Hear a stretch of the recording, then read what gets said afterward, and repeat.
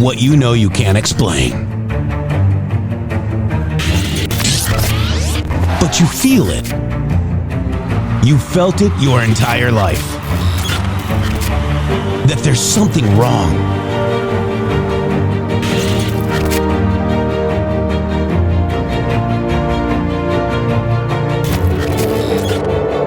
You don't know what it is, but it's there. Like a splinter in your mind, driving you mad. Experience the awakening.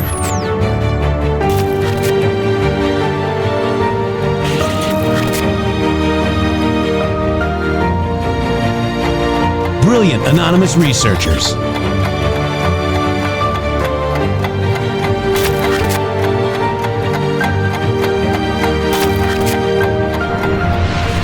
Patriots, join us in the Patriot Army.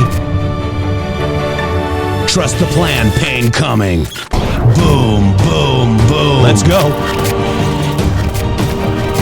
RedStateTalkRadio.com, Brighteon.tv, Rumble.com/MG Show.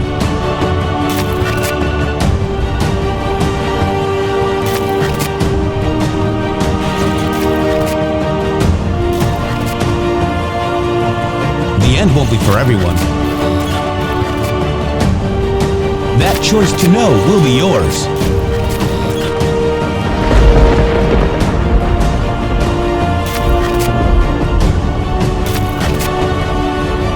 Where we go one, we go all. Fight, fight, fight, and fight we will. We fight every day right here on the MG Show.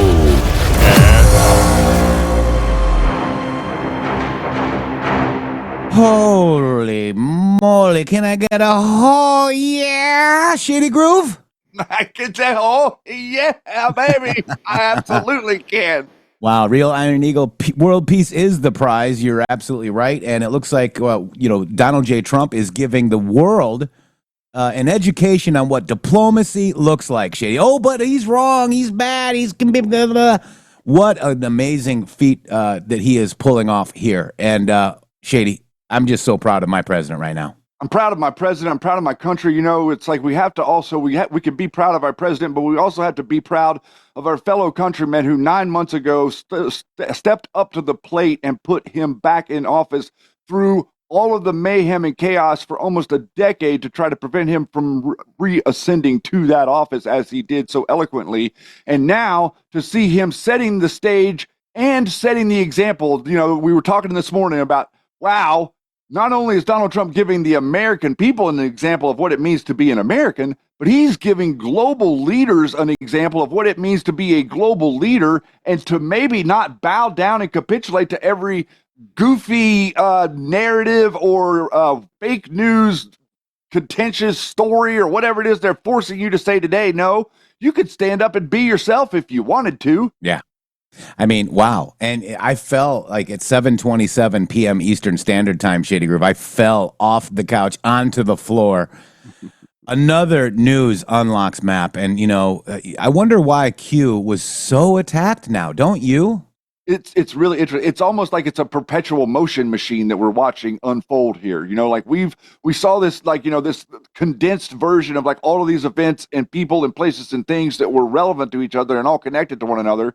And it was seemed like the biggest news story we had ever seen. Yeah. But now look, every single day, you said something, what was it? You're like, it's like every day is a Q-proof now. That's right. Looks like somebody's watching CNN all night. Cat arm. Sorry about this, but if Trump gives security guarantee to Ukraine, that is wrong. Everybody knows better than Trump. Isn't that funny? How everybody knows better. Let's watch the deal happen. Let's stop watching these pontificators that have been lying to you for how long, Shady? I would suggest something simple. If you find yourself agreeing with the intelligence agency, or if you find yourself agreeing with the mainstream media in any regard, I would slow down and think that possibly they're wrong. Yeah. And look, guys, M. McKinnon, thank you so much. 10 subscriptions to the MG Show. We really appreciate you. I just want you guys to understand that everybody is trying to lead you astray. People that you think that are your friends in our movement aren't. Nobody else is talking about Uranium One. We talked about it last week, and now President Trump posts a meme with Hillary Clinton talking about Uranium One, that she sold 20% of uranium to Russia. Is she a liar, or is she a traitor, or is she both? Okay, these are Q proofs, guys. The news is unlocking map. Shady, I wanted to make a list, but it's getting too much. We had the Iran. We were right about Iran. We were right about the B-2 bomber. Q posted about that, okay? We were right about, my God, Shady, there's so much. Uranium One. We were right about all of these other, the Q map is now unlocking, guys. And everybody wanted you to stay away from it. Everybody, including people that were in what we thought were in our movement, guys. We have been right. Nobody's talking about, the spy op, the whole spy op has been released, and CNN, New York Times, nobody's talking about it, guys, except this show and maybe Fox News here and there. But guys, this is where we are learning together right here on the MG show. We followed Q, and we're proud of it, okay? QAnon influencer, booga, booga, booga, MG show, booga, booga, shady bad, boo, boo. Stop it. We're right. Okay, Donnie? Okay, CNN? I was on CNN, okay? And I got the spy op post on there. And you know what? People were proud of me, except for people that were allegedly in our network, Shady. The people that were on the other side. The people that aren't excited about it, the people that don't want that to happen, the people that said that you weren't allowed as a person who was following Q to go out and sell a Q t-shirt. Yeah. Same people that were calling people that wanted to sell a Q t-shirt a PAY are the people who are the PAY. The people that are writing books out there called The Great Awakening, Alex Jones. Yeah. You see, this is called grifting. Grifting is whenever you're going on the air, or you're doing something, or you're taking in money whenever you're proclaiming that you think and believe something that you do not. And the two of us just don't have that ability. That's what, like, I wish I could go on the air and scream and yell and tell you how much I believe that JFK Jr. is alive so that you flood me with like hundreds of thousands of dollars. I don't have the ability to do that. I'm sorry. It's not possible. I wish I could have gone on and said, oh, yeah, devolution is real, and Donald Trump is going to be put back in office any minute now. But after about 3 months of that nonsense, you could clearly see that it was completely nonsense, and these guys kept pushing that. They're still pushing it today. General Flynn is a hero, Shady, okay? Ask Katarin on. He's a really nice guy. I'm playing with him. Also, Flynn is a hero. Okay, zip. Let me finish, because JFK Jr. is also alive, okay? Yes. And Trump is bad. Oh, wait, no. Yes. Flynn's going to be VP. Trump is controlled by Israel. Did Flynn become VP, Katarin? Oh, no. Did he become any part of his cabinet, Katarin? No. So, and by the way, the reason why Guitaranon is in here is because there was more documents dropped on Crossfire Hurricane, right? Crossfire Razor? That's right, Crossfire Razor. This is going to open. This is what's really going to open up. He was out there, Jeff. He was out there asking Grok if Grok told him that Flynn wasn't a traitor. You see, like he thinks that Grok is going to tell. Like, people don't understand that AI Libtard works. Grok now. People don't understand that AI works on prompts. You go prompting the AI, and then you think that like you're going to listen to the result. These people are Guitar and Script Keeper's in here. What's up, my brother? And Guitar is in here. Yeah, no, he can't quit us, because apparently we're the ones that threaten them the most, and I love it. We are the biggest threat. So let me get to this pesky Q-proof, but this Q-proof is not a joke, guys. This is about difficult truths, Shady. And I fell on the floor when I read this last night. Ursula von der Leyen, the distinguished and highly respected president of the European Commission, and I have been discussing the massive worldwide problem of missing children. This is likewise a big subject with my wife, Melania. Haven't we said that before, Shady? We have. It is a subject at the top of all lists, and the world will work together to solve it, hopefully bringing them home to their families. Now, we've got a couple Q-proofs on this one, guys. Impressive, most impressive right here, it says, Q-post 4566722020. Argument. Maxwell is not big enough name to trigger a mass awakening. Example. Counter-argument. Do not mistake statements based on assumption of worth and or value. Do not think today, but rather after today. One leads to another, to another, to another. One leads to many. Crimes against children, common denominator, no matter political affiliation. Mass pop awakening, have faith in humanity. Also, Shady, there was another one that I forgot to add to this post, but let's get it now, right here. Oh, wait. Where's the other one? Yeah, this one right here. Sometimes you can't tell the public the truth. You must show them. Only then will people find the will to change. Crimes against children unite all humanity. Cross party lines. Difficult truths. Q. The truth of the matter is the different things and the narratives and all this nonsense that was introduced to the conversation by the Flynn network about Pizzagate and all this other stuff was to distract everyone from the real trafficking that's going on. It was to distract everyone from realizing that it was the military networks that were being utilized to functionally, specifically, and overarchingly coordinate this activity around the globe. Okay, yeah. You can pretend like that's not real all that you want to, but that's how they're doing it. They're doing it like that. That's how they're getting the migrants here.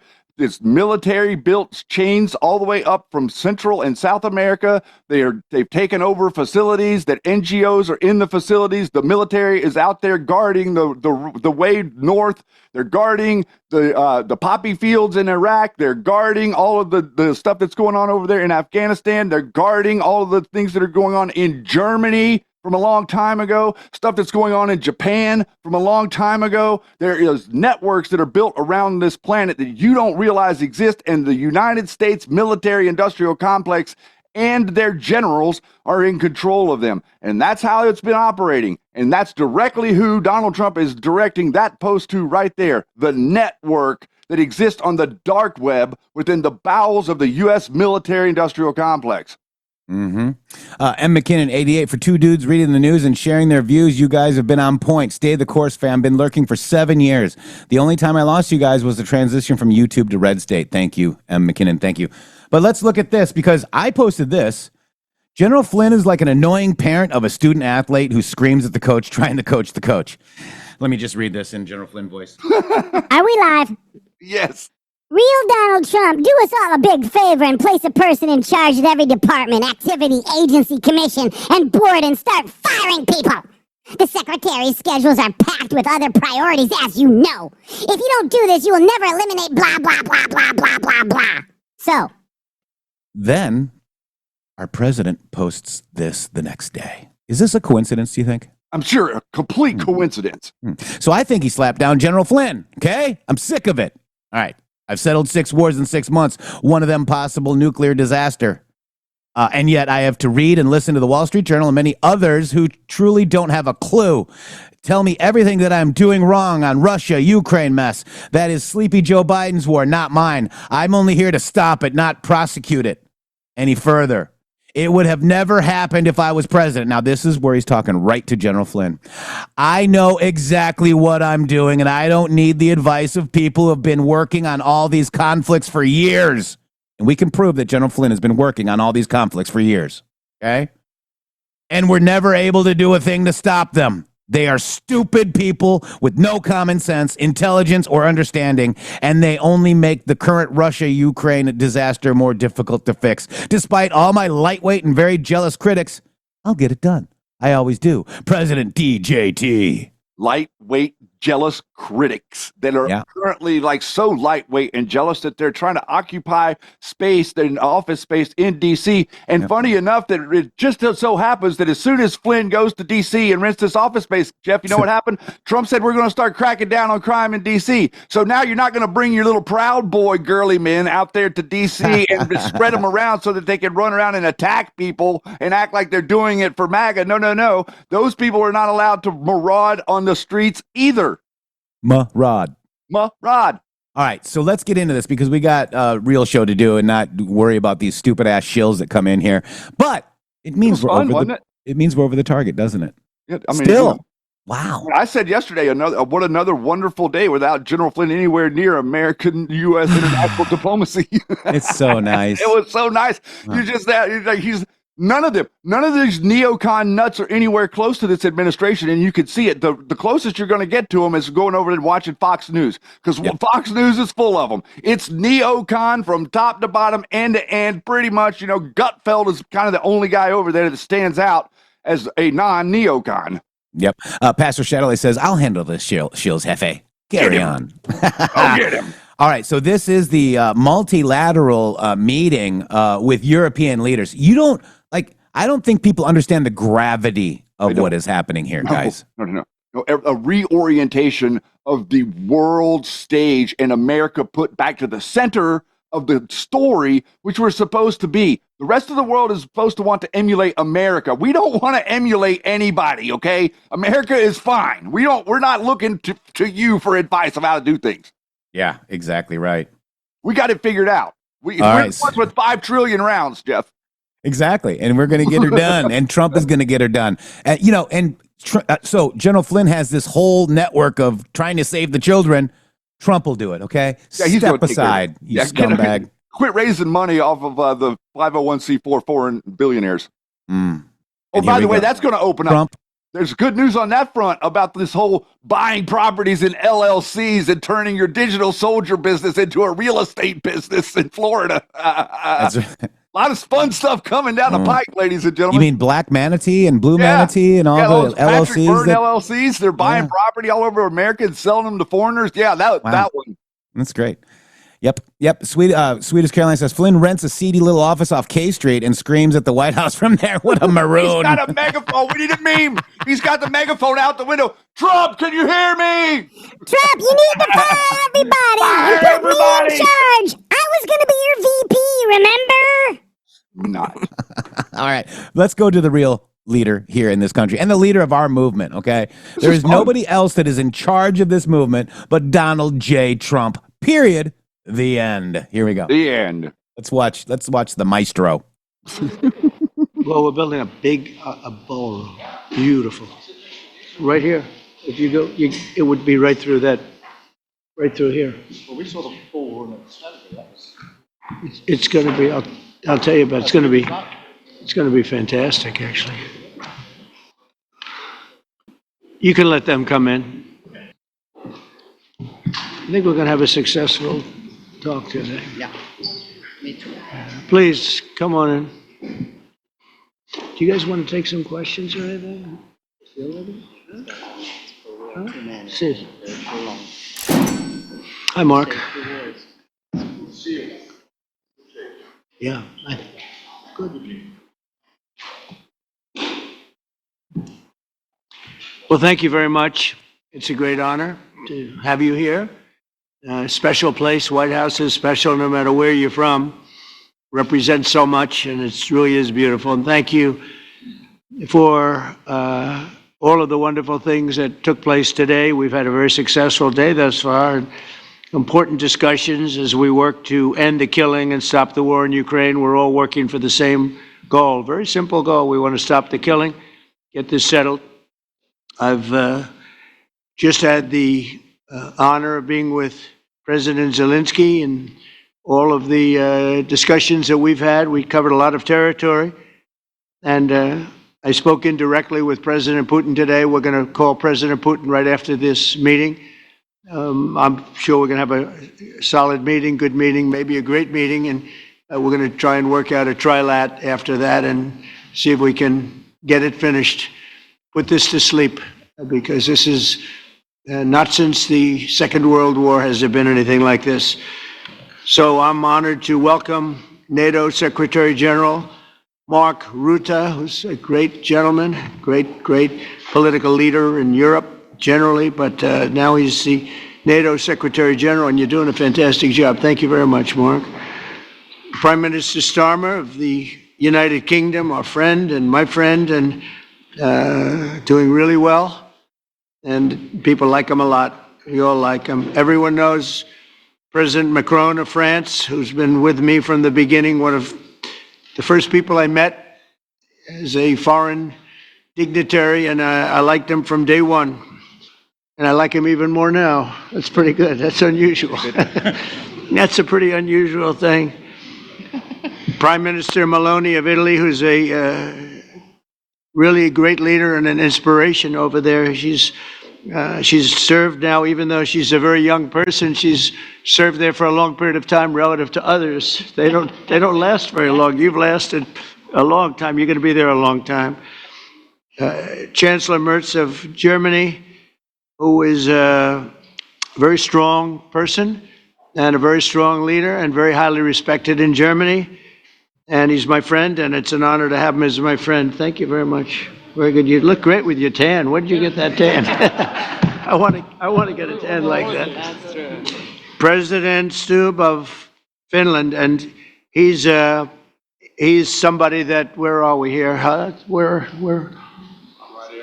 Oh, you look better than I've ever seen you look. But you've done a great job, and we wanted to have you here because you're somebody that we all respect. And you've had a lot to do with the success, I think, and the potential success. And thank you very much for being here. We appreciate it. And the President of the European Commission, Ursula von der Leyen, who is somebody that we just made a big deal with all of those countries. I don't know. I think you might be more powerful than all these guys at this table. I don't know. But we had a great negotiation, and you're respected all over the world. So I want to thank you very much for being here. It's a great honor to have you. The Alaska Summit reinforced my belief that while difficult, peace is within reach, and I believe that in a very significant step, President Putin agreed that Russia would accept security guarantees for Ukraine, and this is one of the key points that we need to consider, and we're going to be considering that at the table also, like who will do what, essentially. I'm optimistic that collectively we can reach an agreement that would deter any future aggression against Ukraine, and I actually think there won't be. I think that's even overrated, largely overrated, but we're going to find out, and I think that the European nations are going to take a lot of the burden. We're going to help them, and we're going to make it very secure. We also need to discuss the possible exchanges of territory, taking into consideration the current line of contact. That means the war zone, the war lines that are pretty obvious, very sad actually to look at them, and negotiating positions. President Putin, also you have President of Ukraine, who is you just met a little while ago, and we're going to try and get a three-party meeting, maybe as soon as we can. And I have a feeling you and President Putin are going to work something out. Ultimately, this is a decision that can only be made by President Zelenskyy and by the people of Ukraine working also together in agreement with President Putin. And I just think that's very good things are going to come of it. So I hope we have a good meeting. And if we can have a good meeting, I'll set up a meeting with President Putin. And if you'd like, I'll go to that meeting. And not that I want to do that, but I will do that because we want to save a lot of people from dying. A lot of people are dying, and we got to save them. We got to save it. 5,000, 6,000, 7,000 people sometimes a week.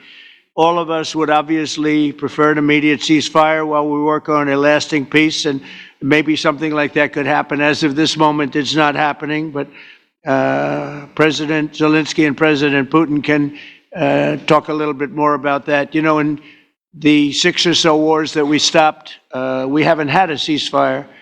And so I don't know that it's necessary. You can do it through the war, but it would be, I like the ceasefire from another standpoint. You immediately stop the killing. But I believe a peace agreement at the end of all of this is something that's very attainable, and it can be done in the near future. With all of the wars that I got involved in, we only have this one left. Of course, as I walk out the door, there'll probably be a new one starting, and I'll get that stopped too. But I thought this was going to be one of the easier ones. It's actually one of the most difficult. They're very complex.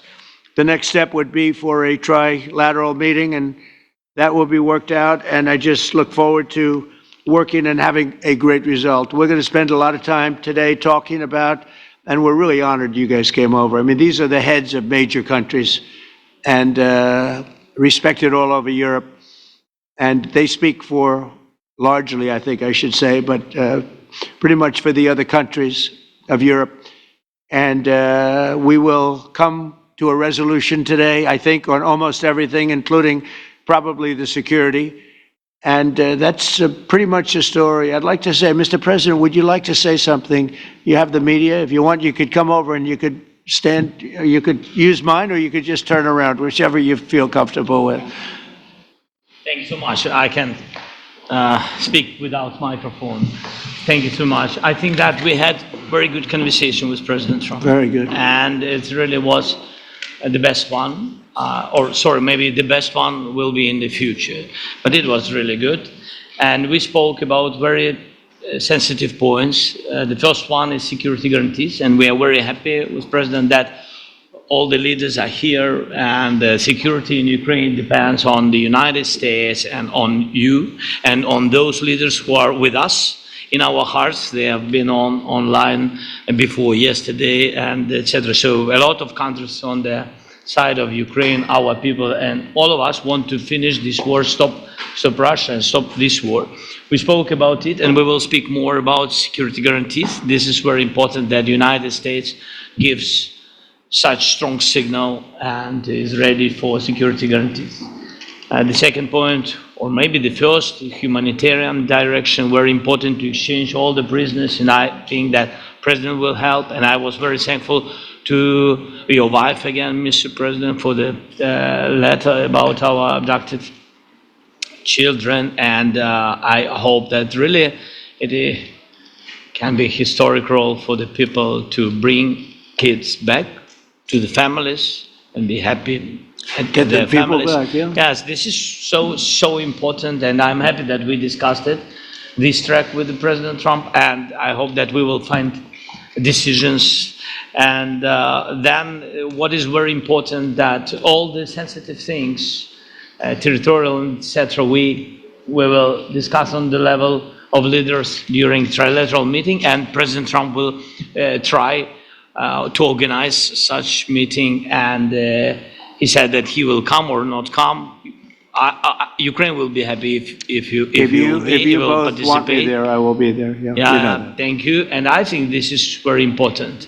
Yes, so security guarantees, bringing kids back, and all our people, not only warriors, first of all warriors, and all the civilians, journalists, a lot of people in prison. So we need them back.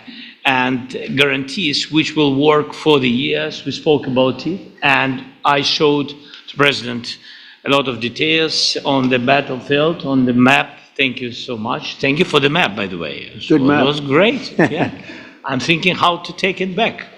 We'll get you. No. I think that we had constructive, specific meeting, and I'm very thankful to all the leaders who are here, and you help a lot, and so we are happy that we have such big unity today. Thank you, Mr. President. Thank you very much, for hosting us. Mr. President. I think you'll see that President Putin really would like to do something else. I think when we set that up, when we do, I think it's going to be when, not if.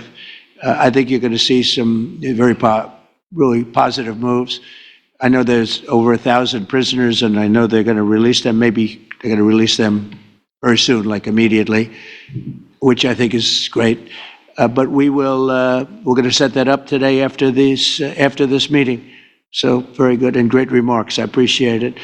Mark, as head of NATO, maybe you could say a few words, please. Yes, I will be very brief. I really want to thank you, President of the United States, dear Donald, for the fact that you, as I said before, broke the deadlock with President Putin by starting that dialogue. And I think it was in February that you had the first phone call, and from there we are now where we are today. And that is, I think, if we play this well, we could end this. And we have to end this. We have to stop the killing. We have to stop the destruction of Ukraine's infrastructure. It is a terrible war. So I'm really excited. And let's make the best out of today and make sure that from today onwards, we get this thing to an end as soon as possible. I really want to thank you for your leadership, what you are doing for Volodymyr, but of course also all the European colleagues. It is really crucial. And the fact that you have said, I'm willing to participate in the security guarantees is a big step. It's really a breakthrough, and it makes all the difference. So also thank you for that. Well, NATO also has agreed from 2% to 5%, which is something that is a massive amount of money. And it's 2% that wasn't always paid to 5% that is paid. That's a big difference. And so we appreciate that. That was a great move. Thank you very much. Ursula, maybe on behalf of the Commission, you could say a couple of words. Yes. Thank you very much. It's a pleasure to be here. And it's a very important moment. Indeed, we are here, Europeans, as friends and allies. We had a fantastic NATO summit. Together as the two largest and biggest economies in the world, we had the largest trade deal ever agreed. And now we are here to work together with you on a just and lasting peace for Ukraine. Stop the killing. This is really our common interest, stop the killing. And indeed, it's very good to hear that we're working on the security guarantees, Article 5 life security guarantees, so important. But I want to thank you also that you mentioned the thousands of Ukrainian children that have been abducted. And as a mother and grandmother, every single child has to go back to its family. This should be one of our main priorities also in these negotiations, to make sure that the children come back to Ukraine, to their families. Thank you. And we did. I was just thinking we're here for a different reason, but we just a couple of weeks ago made the largest trade deal in history. So that's a big thing. And congratulations. That's great. Thank you very much, Ursula. Mr. Chancellor from Germany, a very great leader. Mr. President, Please. dear Donald, many thanks for having us today. I think this is extremely helpful that we are meeting and hearing that the two of you are having such a good meeting today here in Washington. The next steps ahead are the more complicated ones now. The path is open. You opened it last Friday. But now the way is open for complicated negotiations. And to be honest, we all would like to see a ceasefire, the latest from the next meeting on. I can't imagine that the next meeting would take place without a ceasefire. So let's work on that, and let's try to put pressure on Russia, because the credibility of these efforts we are undertaking today are depending on at least a ceasefire from the beginning of the serious negotiations from next step on. So I would like to emphasize this aspect and would like to see a ceasefire from the next meeting, which should be a trilateral meeting wherever it takes place. Well, we're going to let the president go over and talk to the president, and we'll see how that works out. And if we can do that, I will say, and again, I say it, in the 6 wars that I've settled, I haven't had a ceasefire. We just got into negotiations, and one of the wars was, as you know, in the Congo was 31 years long. Another one that we settled last week with 2 great countries was 35 years going on, and we had no ceasefire. So if we can do the ceasefire, great. And if we don't do a ceasefire, because many other points were given to us, many points were given to us, great points. Please, Georgia, go ahead. Well, thank you very much, Donald, Mr. President, for hosting us today in this important meeting. And I think it is an important day, a new phase, after 3 years and a half that we didn't see any kind of sign from the Russian side that there was a willing for dialogue. So something is changing, something has changed, thanks to you. Thanks also to the stalling in the battlefield, which was achieved with the bravery of Ukrainians and with the unity that we all provided to Ukraine. And the reason why I mention it is that we also have to remind that if we want to reach peace and if we want to guarantee justice, we have to do it united. So that's why it's a very good day, the one we are in. You can obviously count on Italy as it was from the beginning. We are on the side of Ukraine, and we do absolutely support your efforts towards peace. We will talk about many important topics. The first one is security guarantees, how to be sure that it won't happen again, which is the precondition of every kind of peace.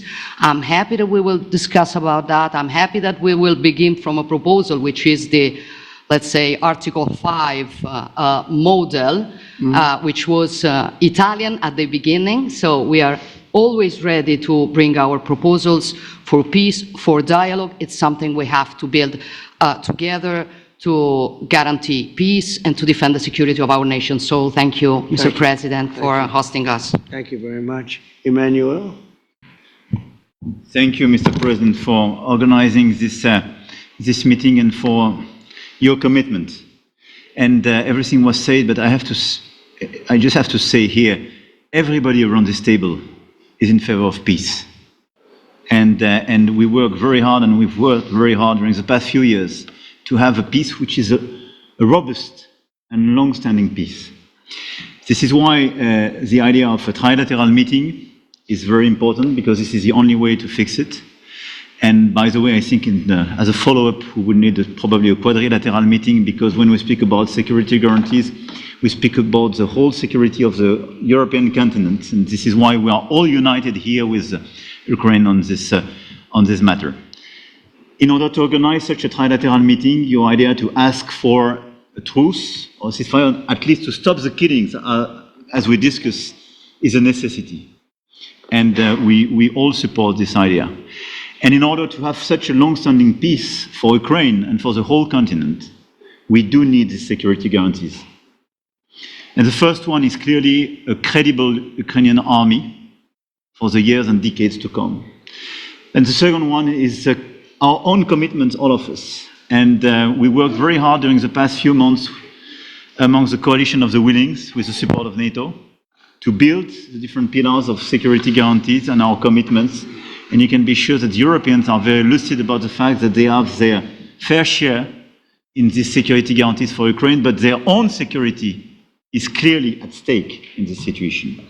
So you can count on us, as we can count on you, in order to deliver this robust peace for both Ukraine and Europe.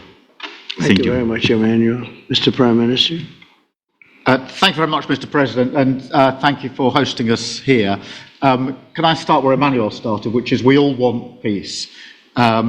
The war in Ukraine has had a huge impact, particularly on the Ukrainians who've borne the brunt of it, but it's also had an impact on Europe and on the United Kingdom. There's not a family or community that hasn't been affected. And when we talk about security, we're talking about the security not just of Ukraine, we're talking about the security of Europe and the United Kingdom as well, which is why this is such an important issue. I think this is such an important meeting. As a group, I think we've had a discussion on the phone a number of times, Mr. President, but be able now to be around the table to take it forward. And I really feel that we can, I think, with the right approach this afternoon, make real progress, particularly on the security guarantees, and your indication of security guarantees, of some sort of Article 5 style guarantees, fits with what we've been doing with the Coalition of the Willing, which we started some months ago, bringing countries together and showing that we were prepared to step up to the plate when it came to security, with you coming alongside, the US alongside what we've already developed. I think we could take a really important step forward today, a historic step actually could come out of this meeting in terms of security for Ukraine and security in Europe. I also feel that we can make real progress towards a just and lasting outcome. Obviously that has to involve Ukraine, and a trilateral meeting seems the sensible next step. So thank you for being prepared to take that forward, because I think if we can ensure that that is the progress out of this meeting, both security guarantees and some sort of progress on trilateral meeting of some sort to bring some of the difficult issues to a head, then I think today will be seen as a very important day in recent years. In relation to a conflict which has gone on for 3 and a bit years, and so far nobody's been able to bring it to this point. So I thank you for that. Well, thank you very much. And, you know, it's very interesting because this is the first for the White House. You can't say that very often. It's seen a lot over the years, since 1800, 1799, to be almost exact. But this is the first where we've had so many prime ministers, presidents, the heads of European nations. And by the way, Alex, I'd like you to say a couple of words too. You're a young, powerful man.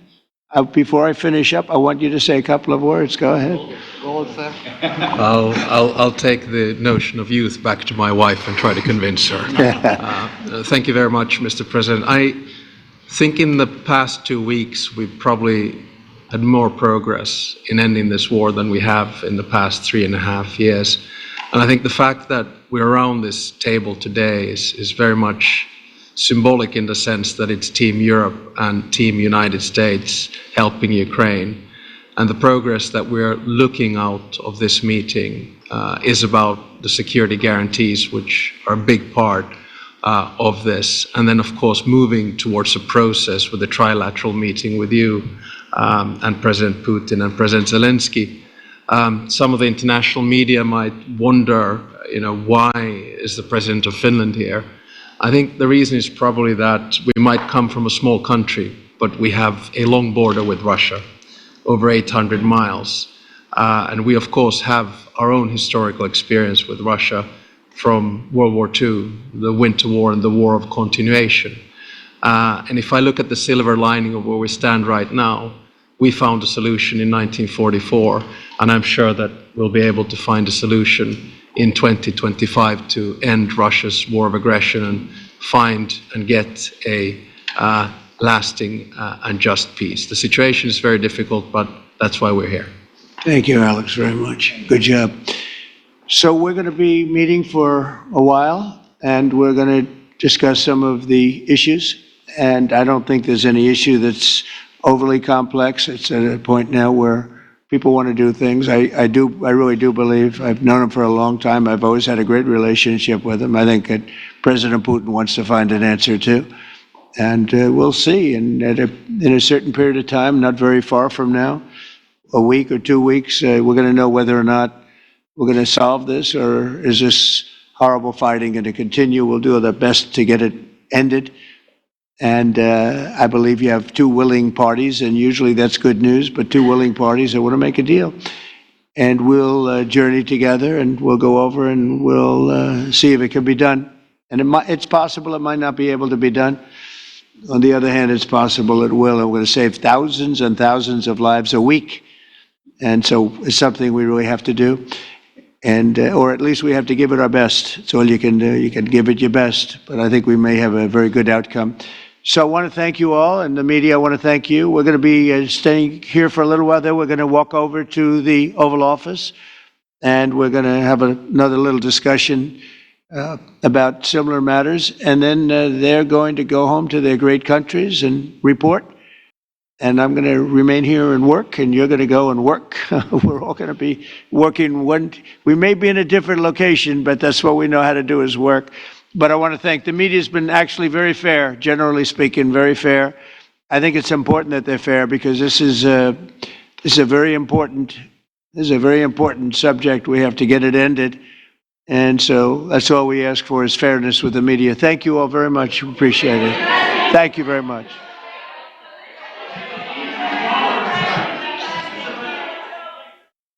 All right, so that was pretty amazing right there. Donald Trump, holy moly, guys. Wow, that was amazing. Shady Groove.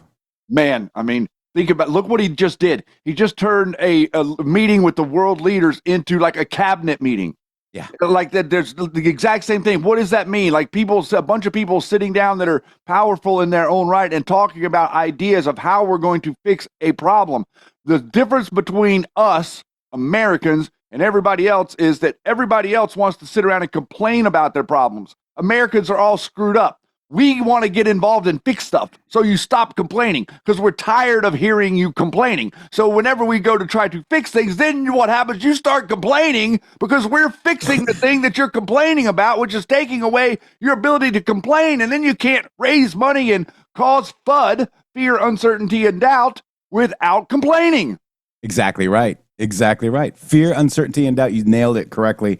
Oh my gosh. So we got that. We got Donald Trump. Then today he actually went on Fox and Friends too, Shady, which was pretty amazing. It's a 25-minute video.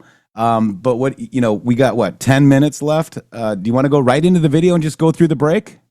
I think so. Let's do that, because we're all squeezed down today, aren't we? A little bit on stuff that's going on. We're definitely squeezed down. Yeah, absolutely. So yeah, let's just do it. Let's play through the break. Thank you guys so much for supporting the sponsors here. We've had some new sponsors. As a matter of fact, we've sold out to the NFL, in case you didn't notice. Yeah, we've been making that announcement. But wait, not only just the NFL, Shady. Hang on 1 second. What else? Is there another one? There is. So the countdown is over. The rivalries are real, and the road to the championship begins on August 23rd. Westwood One Sports brings you every electrifying moment of the NCAA football, from the first snap to the final whistle. Top teams, big plays, unforgettable Saturdays. Don't miss a second of the action. Listen to the NCAA football on rumble.com, the Westwood One Sports app, on westwoodonesports.com via Westwood One streams, or you can ask Alexa to open Westwood One Sports. If it's sports, it's on Westwood One. All right, Shady, let me get this queued up real quick. I urge you a no commercial break today. Wow, let's do it, guys. All right. And thank you guys for all of the support, guys. We really need you. Thank you so much. Here we go. Donald Trump this morning on the phone at Fox and Friends. All right, let's do it. All right, let's do it. Joining us now on the phone with more details, the President of the United States, the 45th and 47th President, Donald J. Trump. Mr. President, thanks so much for joining Fox and Friends this morning. Good morning. That's quite a crew. That's quite a crew.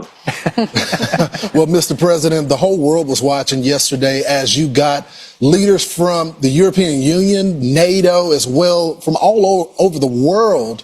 How did you get them to Washington, to the Oval Office, so fast? Well, I think really they have respect for our country again. A year ago, they wouldn't have come. They wouldn't have even thought about it. Now, we've become the hottest country anywhere in the world. Everybody wants to be here. When I made the call, they came. And they said there's really never been anything like it. You know, you'd have one president or one prime minister, but there's never been, such a group. And these really represent the European nations, these people. And they're very good people, and they want to end the war, that horrible war with Ukraine and Russia. It's a horrible war. It was such a sense of unity, and we all enjoyed watching it because America is on top, and it was on your turf, on your terms. Well, I know yesterday you talked about arranging a meeting to take place in 2 weeks between Putin and Zelenskyy. Is there an update there, and do you plan to attend? No, I thought I'd do first let them meet. They haven't been exactly best friends. They haven't gotten along very well.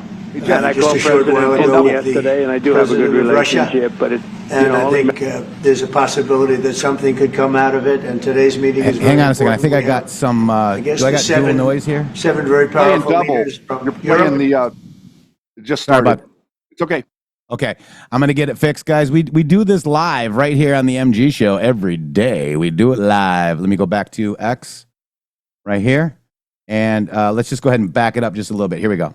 Sure, but there's never... And we all enjoyed watching it because America is on top, and it was on your turf, on your terms. I know yesterday you talked about arranging a meeting to take place in 2 weeks between Putin and Zelenskyy. Is there an update there, and do you plan to attend? No, I thought I'd do first let them meet. They haven't been exactly best friends. They haven't gotten along very well. And I called President Putin yesterday, and I do have a good relationship, but it's, only matters if we get things done. Otherwise, I don't care about the relationship. I do have a good relationship with him, but I want to get things done. I've solved 7 wars. We ended 7 wars. I thought this would be one of the easier ones, and this has turned out to be the toughest one. India, Pakistan, these were big ones, and also all big ones, and some going for 31, 32 years, one for 35 years. The Congo, think of that, the Congo and Rwanda for 35 years. I got that one done. I got them all done, but this one is the one that is the most difficult, and I thought it would be an easy one. So I hope President Putin is going to be good, and if he's not, it's going to be a rough situation. And I hope that President Zelenskyy will do what he has to do. He has to show some flexibility also. The thing is a mess. This was started by Joe Biden. This was a war that should have never happened. Millions of people are dead. The country's blown to pieces, Ukraine, and it's a shame. My wife Melania wrote that beautiful note to President Putin about children. The children are devastated. They're taken away from their homes. The whole thing. And this is a war that would have never, ever, ever happened if we had a real president.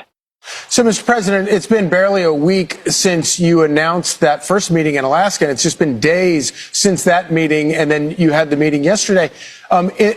In the course of having these negotiations, what has surprised you the most between Zelenskyy and Putin in terms of their strength or weakness of their position right now? Well, I think the fact that maybe they're getting along a little bit better than I thought. Otherwise, I wouldn't have set up the 2 meeting. I would have set up the 3, a trilat. But I think they're doing a little bit better. There's been tremendous bad blood. And again, this was all worked out by an administration that didn't have a clue. And if you remember, they said, well, if you made a minor incursion, that would be okay. That was the end. The whole thing when Biden made that statement. But minor incursion, what does that mean? So I think they're doing okay. I wouldn't say they are ever going to be best friends, but they're doing okay. And we're just going to see. So we're setting up a meeting. I sort of set it up with Putin and Zelenskyy. And, you know, they're the ones that have to call the shots. We're 7,000 miles away, in all fairness. You know, we've spent through the previous administration $350 billion. Europe has spent a lot also, $100 billion, but it should be reversed if we should have been in for anything. But it wouldn't have happened, so that would have been much better because so many people died. This is the biggest bad situation since World War II. There's been nothing even close. So, Mr. President, I know you've been doing deals your entire life when it comes to real estate deals, but this was something a little different.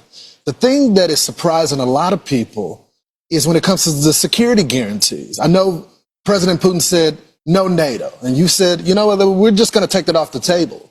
But you did get President Putin to agree to NATO-like protections. So tell us about that. What does that entail? Well, the war really started over NATO and Crimea. And they wanted Crimea back. That was given, not a shot fired by President Obama in perhaps the worst real estate deal I've ever seen. There's been a couple of them. I would say the Gaza Strip was a pretty bad one, too. Given by Israel so they'd have peace. So they gave away a big percentage of their oceanfront property in order to have peace. How did that work out? Not so good. And Crimea is the apple of Ukraine. I mean, it's so beautiful. And Obama gave it away. Nobody ever mentions that. If I ever did that, the fake news would be, they would be writing about me day and night for years.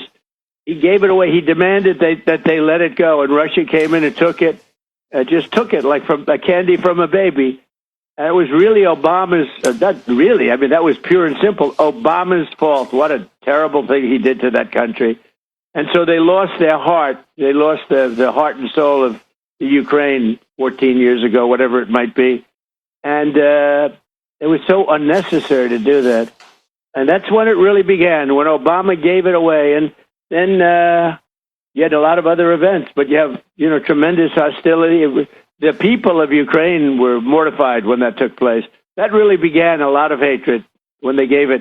And they didn't have to. Not a shot was fired. They just took over the most valuable piece and the biggest piece in the sense of, and surrounded on four sides by ocean, just a little passage to get you back onto the mainland. The most beautiful piece of property you've ever seen as a real estate developer. I look at it, I said, why the heck did he do that to them? And so there's great hostility, and maybe rightfully so. But one thing was NATO. They went in. They said, "We want you. We want to get Crimea back." This was at the beginning. Now Putin, in all fairness to him, he made a good deal. He got it from Obama, but they said we want it back, and that was not exactly well received because it was like 12 years before. That's where Russia has its submarine base, and that's been there long before Putin. They've been there for a long time. But long before Putin. And the other thing they said is we want to be a member of NATO. Well, both of those things are impossible because, again, long before Putin, it was a no-no by Russia or the Soviet Union or anything you want to call it. Sort of a similar thing as it gets larger, but very similar.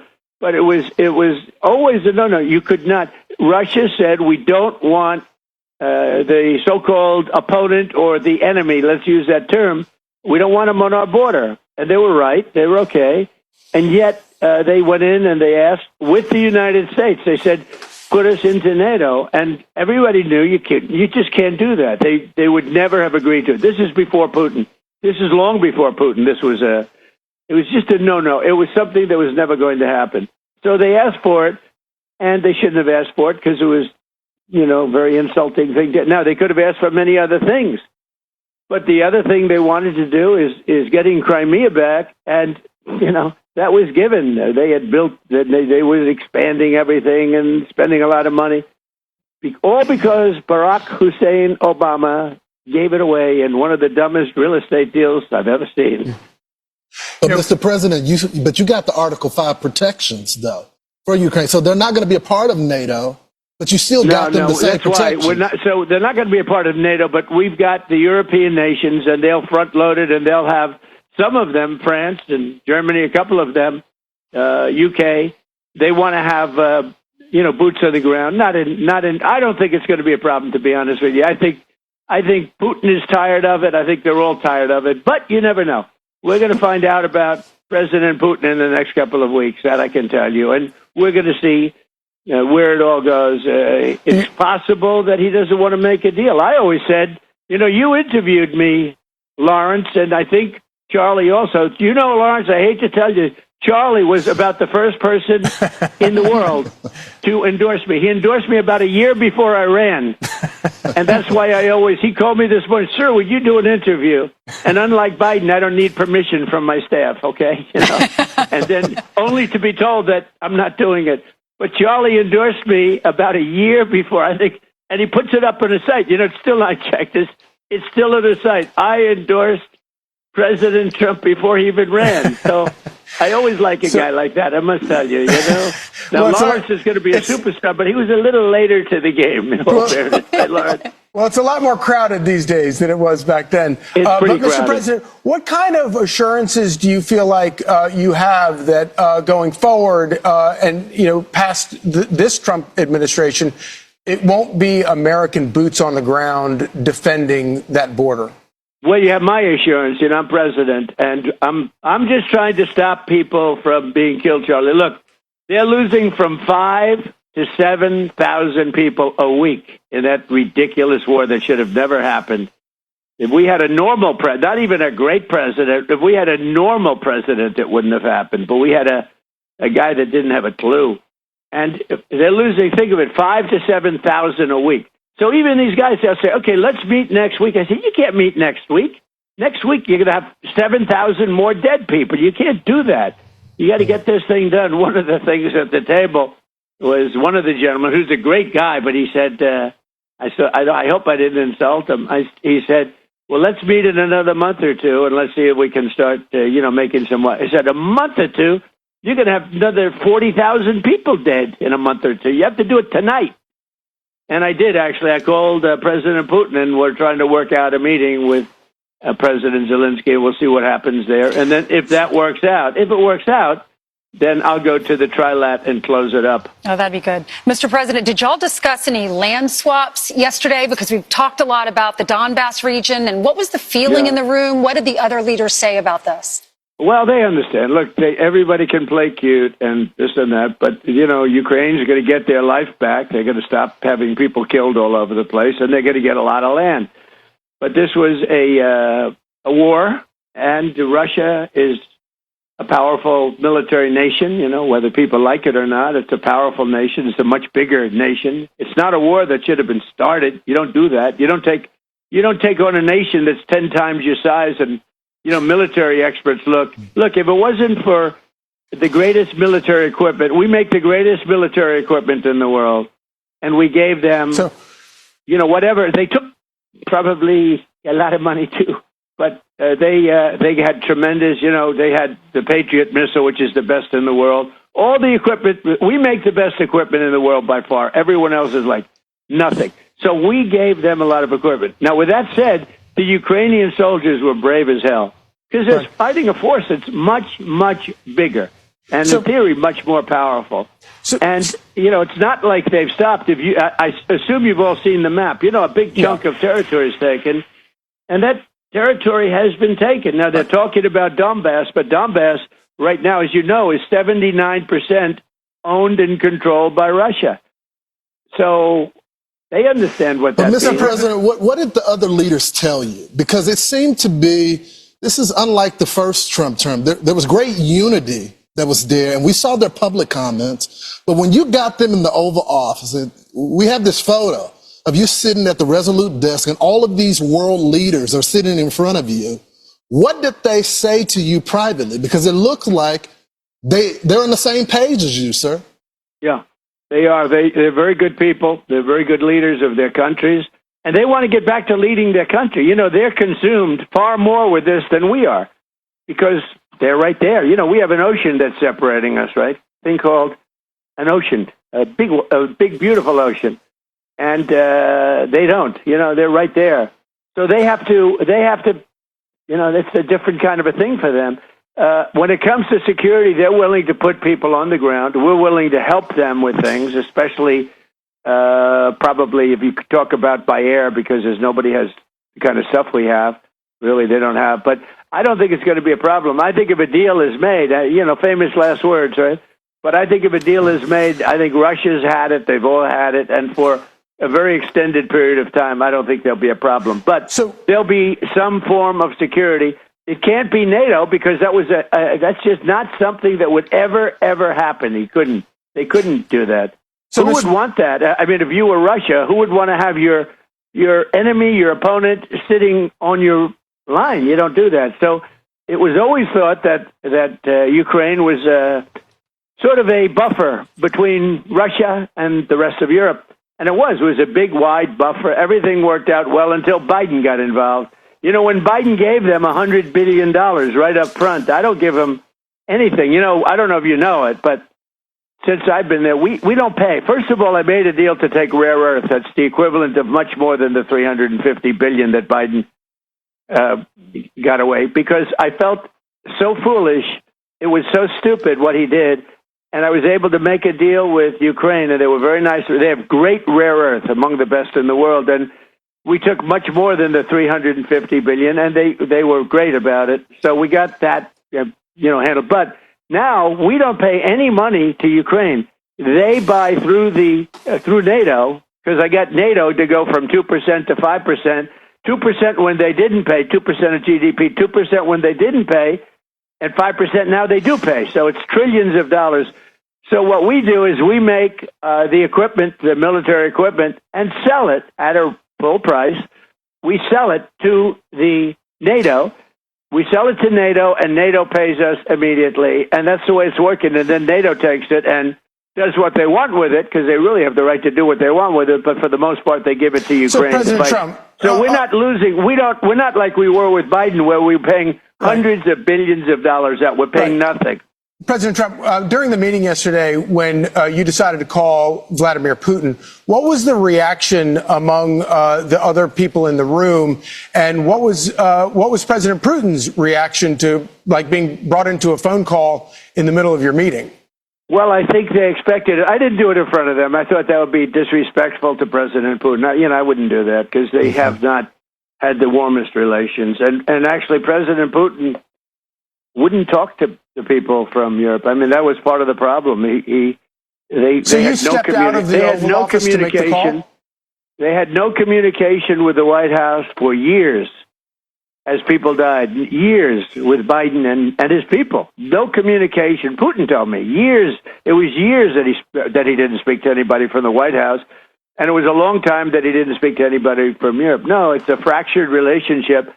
And when I came in, I always had, despite the Russia hoax, which truly was a very dangerous thing for our country, but despite that, I maintained a very good relationship. I mean, you saw that when he got off his plane, I got off my plane. There's a warmth there that you can't, there's a decent feeling. And it's a good thing, not a bad thing. People would say, oh, that's such a terrible thing. It's not a terrible thing. You know what? We've got the most nuclear weapons in the world, and the most powerful. He's got second. So can you describe for us how that happened? Did you just announce that you were going to go into the other room to make the phone call, and then you got up and left, and then came back? I think they sort of knew. I was at the end of the meeting. I was going to call President Putin, and President Putin expected it, and he was there. Now, by the time I called him, it was 1 o'clock in the morning in Russia. Russia's a big place. They have 11 time zones, I believe, 9 or 11, but I think it's 11. But think Mr. of President, it, 11 time zones.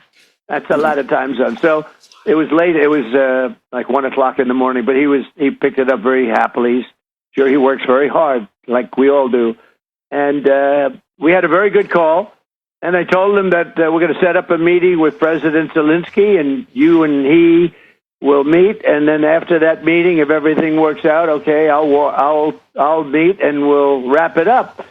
But, it takes, in this case, two to tango. They have to have somewhat of a relationship. Otherwise, we're just wasting a lot of time. I don't want to be doing that for I just want to end it. I want to end it. You know, we're not losing American lives. We're not losing American soldiers. We're losing Russian and Ukrainian, mostly soldiers. Some people, as missiles hit wrong spots or get lobbed into cities like Kiev and towns. But, you know, if I can save 7,000 people a week from being killed, I think that's a pretty... I want to try and get to heaven if possible. I'm hearing I'm not doing well. I hear I'm really at the bottom of the totem pole. But if I can get to heaven, this will be one of the reasons. Well, I think I saved a lot of lives with India, Pakistan. They were going at it. The planes were being shot down. That was going to be maybe a nuclear war if I let that go. And I did that through trade. I was negotiating with both of them. I said, I'm not going to make a trade deal with you guys. You're fighting until you get peace. And I got them on the phone. I made a peace deal. And many deals, you know, 6. Actually 7. And then we took out the nuclear capability from Iran. That was a big one in those pilots and those planes. When people say, you know, we had the B-2 fly right over President Putin as he left his plane. He looked up, he said, what the hell is that? That's a hell of a noise.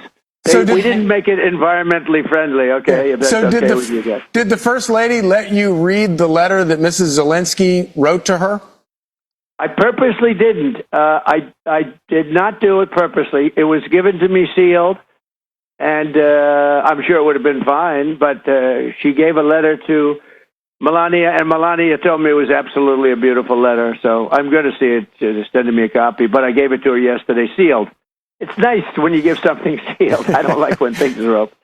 I don't like it. So anyway, Mr. but it was a beautiful letter, I'm sure. Mr. President, there was a lot of talk yesterday when we were watching this about what happens after your presidency. How can we ensure that this conflict, that Putin doesn't inch in closer or more into the Ukraine territory? Is there anything that we can do? Can our congressmen and women pass any laws that would involve Article 5? How would that be handled? All you can do is make sure you get a good president, not one of these wackos like in California that runs the worst state anybody's seen, or that guy in Illinois who his family threw him out of the business because he was no good. Now he's running Illinois and he wants to run for president. He's got zero chance.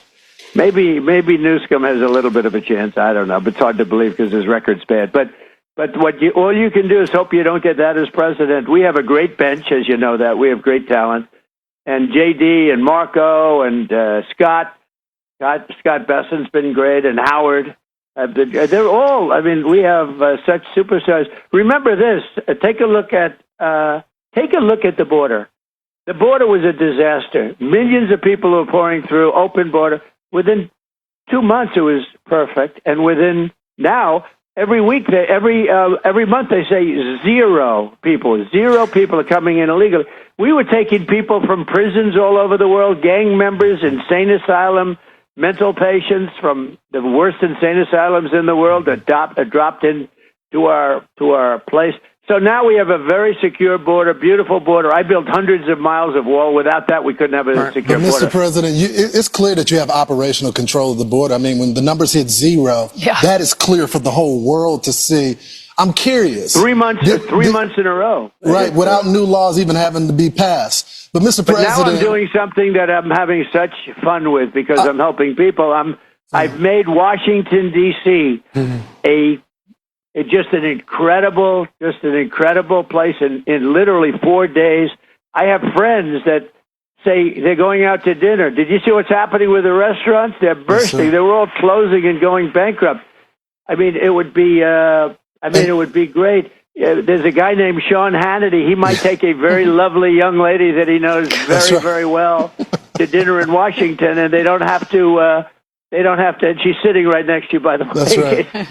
But Mr. President, I don't want to get him in trouble, so I better explain exactly. We don't want any secrets here.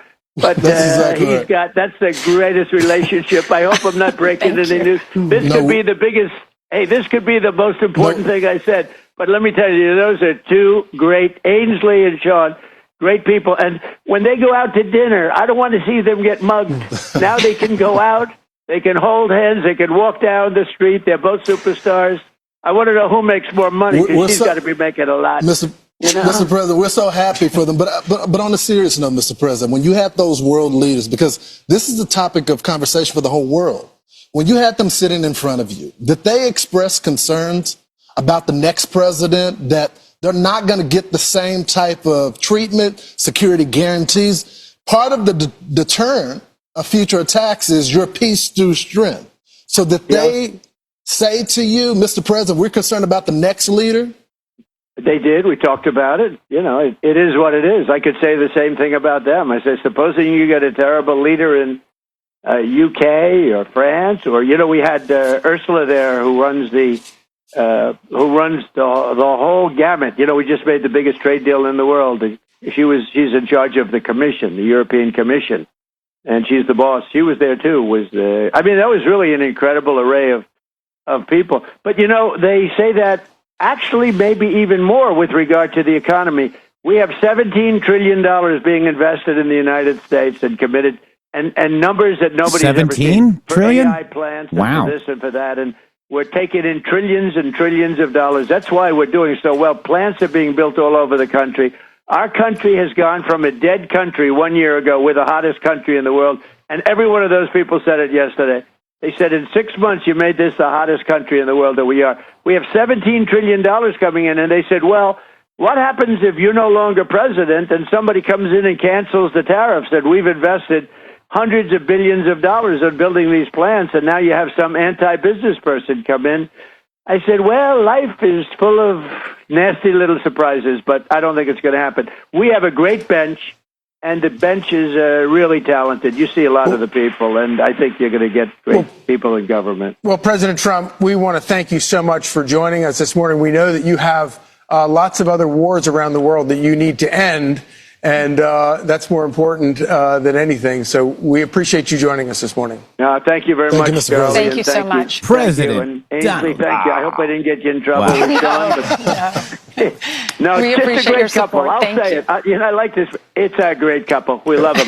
Have a good Thank you, time, Mr. everybody. President. Congratulations Yeah. for yesterday. So that is Hannity Ainsley, whatever her last name is, but that is Sean Hannity's girlfriend, Shady. Wouldn't it be Hannity? They Hannity. get married? I thought they got married. I don't know if they got married or whatever, Oh. but they're a great couple. They are a great couple. Donald Trump is, I think I've just figured out the best way to describe him. He is a media thrashing machine. Like, He really he is. wears them out. Like every single interview, like they're tired, like they're trying to like get away from the interview. Like they have, he's had so much to say because he's so excited about how this country is. It's very similar to the way that we try to portray what we're doing here every day. With a good heart and good intention to like look to the future and say, look, you know, all of these people have been leading us down this road of doom and gloom for so long. Aren't you tired of it? Aren't you tired of the people like General Flynn and all these other idiots coming out there screaming at you every day and telling Alex you how Jones. everything is wrong? Alex Jones telling you Did everything you see is Steve wrong. Bannon go on Health this Ranger- weird? Did you see Steve Bannon go on a weird thing about putting troops? Relax, everybody. You're just like CNN. But he did. But the reason he's doing that is because he's trying to create chaos. These are chaos agents. They are agent provocateurs, and their whole job is to generate chaos. It does not matter what is going on. There will never be a calm for them. And this is very important for you to realize what the psychological operation is and what it's doing to your mental acuity and your ability to navigate. This is the reason we withdraw from this nonsense and we take it all apart and show you all the pieces and say, here's the pieces. You take the pieces and do whatever you want with them. But putting it together like that doesn't fit. Yeah, exactly right. Baby, we got, what's her name? Caroline. Ainsley. Caroline. Oh, my God. I got all. Ainsley. You jumped right off the ship there, didn't you? You made a big bet on that one. Maybe we go to her real quick, Okay. guys. Yeah, She Jeff's just- having some issues. I am having some issues. All right, guys, this is a big show, packed, and this is big history that we're witnessing. And we like to hear everything, not just little clips, okay? Real Trump supporters like to hear real clips, like all of it. Like, I want to hear all of it, and we all listen together, and we pick things out from you. But real quick, Shady, we got one more real quick. Set your All right, clocks, nice. mark your calendar, and buckle up for the best NFL primetime football action starting September 4th on Westwood One. You can catch all the bone-crushing hits, last-second heroics, and edge-of-your-seat action that NFL Thursday, Sunday, and Monday nights have to offer. Whether you're tailgating, driving, or chilling at home, don't miss a single snap. Listen to the NFL app, that Westwood One Sports app at westwoodonesports.com, or just say ALEXA. Open Westwood One Sports. If it's the NFL, it's on Westwood One. Oh, All right. nice.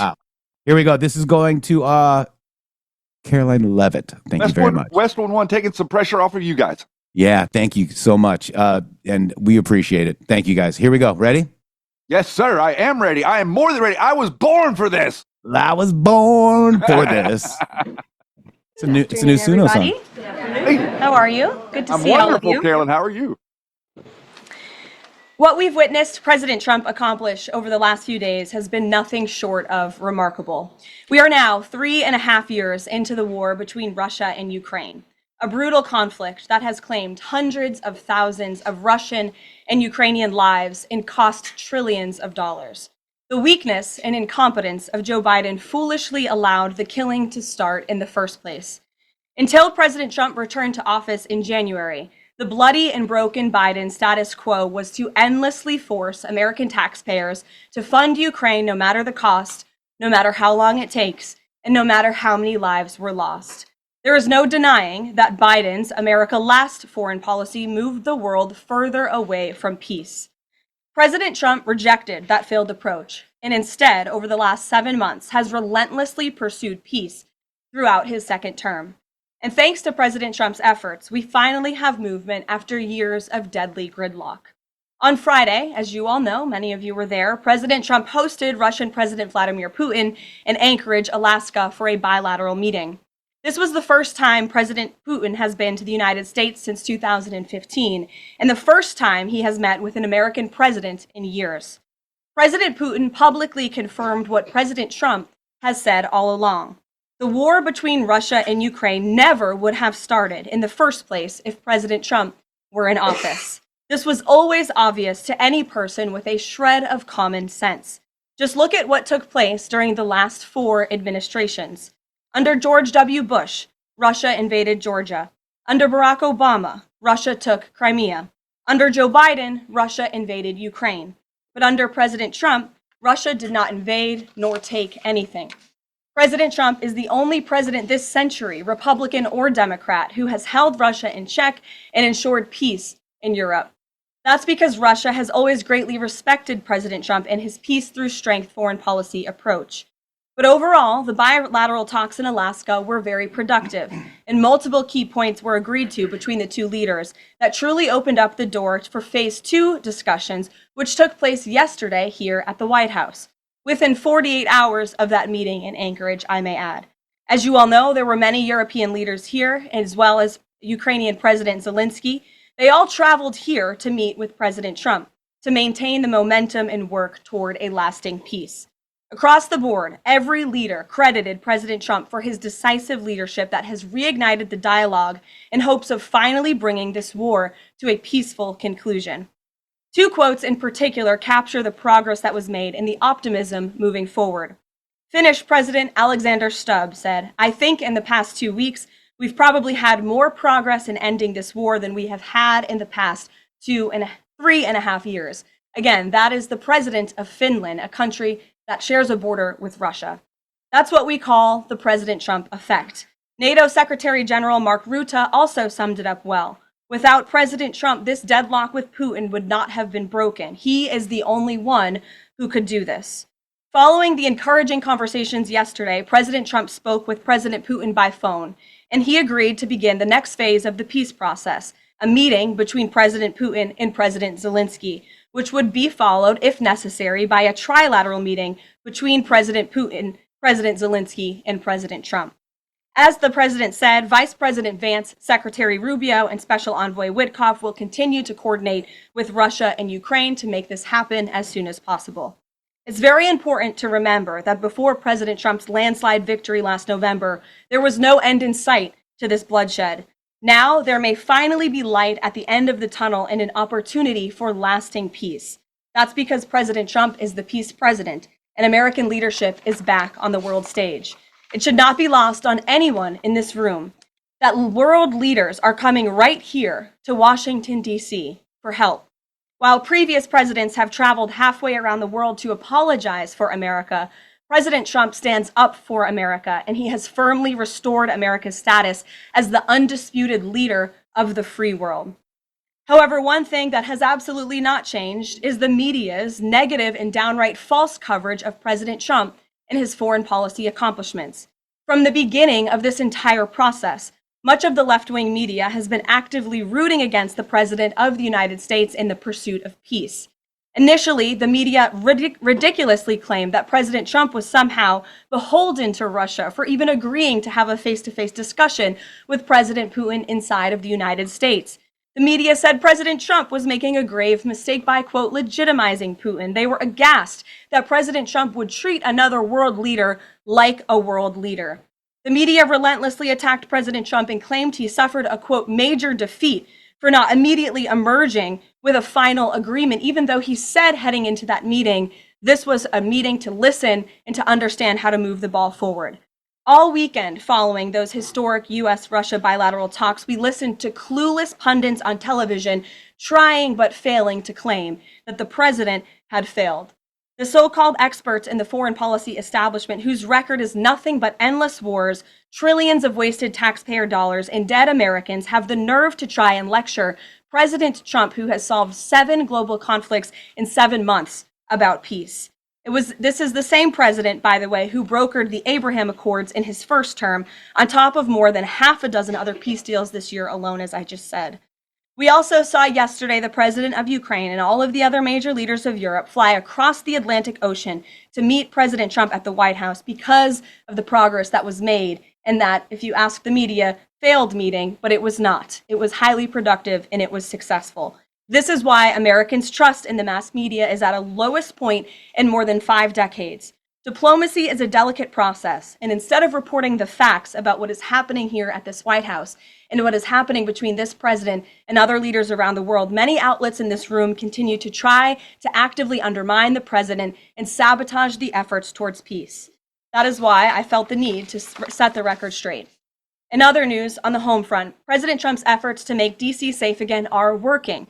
There have been a total of 465 arrests since the start of this operation on Thursday, August 7th. Last night, there were a total of 52 arrests, including the arrest of an illegal alien MS-13 gang member with convictions for DWI and drug possession. Thanks to President Trump's leadership and the outstanding work of both federal and local law enforcement, dangerous gang members like the one picked up last night will not be allowed on the streets of our nation's capital. Other arrests last night included assault with a deadly weapon for stabbing, parole violation for robbery, murder, outstanding warrant for attempted murder, assault on federal law enforcement officer, and felony assault. 4 more homeless encampments were also removed during yesterday's reporting period. To date, a total of 48 homeless encampments have been cleared in Washington, D.C. by multi-agency teams. 48 MPD homeless patrol encampments, units are guys. actively Wow. working with city officials to locate and clear additional encampments and remove homeless residents off of Washington's streets. And despite fake narratives from the media, again, a significant number of the arrests have been in high crime areas of D.C. In fact, nearly half of all of the non-illegal alien-related arrests have occurred in wards 7 and 8, the 2 wards that have the highest number of violent crime, as well as homicides and assaults with dangerous weapons last year. So while Democrats continue to coddle violent criminals, President Trump and this administration are focused on putting them behind bars and unapologetically standing up for the safety of law-abiding American citizens, and the White House will continue to provide all of you with the results of this operation in the days ahead. So with that, I will take your questions today. Here in our new media seat today, we have Jack Posobiec, who joined us in Anchorage, Alaska last week. Jack, thanks for being here. Why don't you kick us off? Caroline, thanks so much. So a couple of questions regarding the status of these peace talks. Obviously, we saw the president and President Putin there in Anchorage. We saw the world leaders here yesterday with this summit. We've heard phrases like coalition of the willing. We've also heard Article 5-like guarantees. When it comes to the security guarantees, what is the current status of that? I know the president earlier today mentioned boots on the ground would be UK, France, Germany possibly, but unequivocally said no U.S. troops on the ground, but U.S. coordination. Can you elaborate on that, and what would the red lines be? Sure. Well, you got to the heart of what I was I'm going to say to all of you today on security guarantees, which is the president has definitively stated U.S. boots will not be on the ground in Ukraine, but we can certainly help in the coordination and perhaps provide other means of security guarantees to our European allies. The president understands security guarantees are crucially important to ensure a lasting peace, and he has directed his national security team to coordinate with our friends in Europe and also to continue to cooperate and discuss these matters with Ukraine and Russia as well. Caroline, now, have the Russians responded at all? I know we spoke with President Putin last night. What has been their response? Because we've heard some reports from the Kremlin and others saying they're unequivocally against NATO troops on the ground. Well, look, the president continues to have these conversations with both leaders. Those conversations took place in Anchorage, Alaska, again yesterday with the Europeans and President Zelenskyy, and he has directed his team to come up with a framework for these security guarantees that can be acceptable to help ensure a lasting peace and end this war. And then just last question real quick on this. Regarding some of the funding, we're hearing questions about another round of weapon sales or possibly a round of U.S. purchases of Ukrainian drones.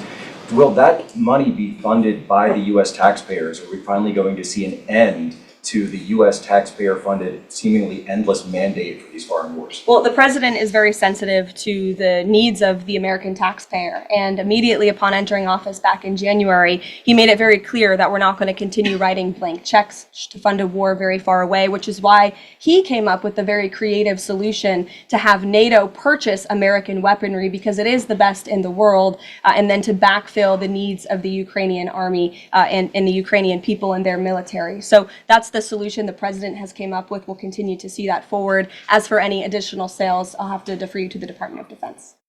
And I'd like to just ask Jack Posobiec why he held up a sign that said rape Melania.